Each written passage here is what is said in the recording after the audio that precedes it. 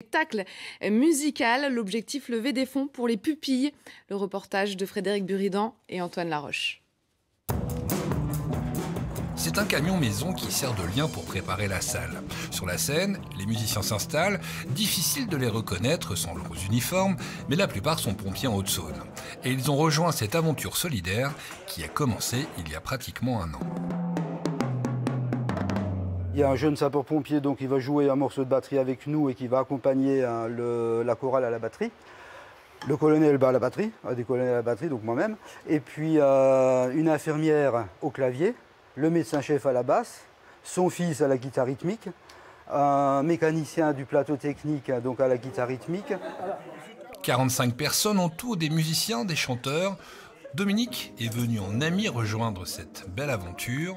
J'ai pas hésité une seconde à reprendre mon instrument que j'avais mis un petit peu en sommeil pendant quelques dizaines d'années.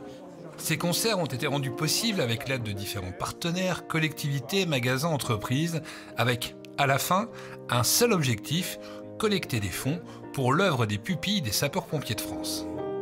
C'est une association qui vient en aide, que ce soit d'un point de vue matériel ou moral, aux orphelins, aux familles de sapeurs-pompiers qui ont été endeuillés. C'est 1486 orphelins qui ont été pris en charge en France, 910 familles concernées et pour la Haute-Saône, on a 31 orphelins qui ont été pris en charge. Rendez-vous le 22 janvier à Arques-les-Grès, le 27 à Luxeuil-les-Bains et le 4 février à Vesoul pour découvrir et surtout écouter les pompiers sur scène.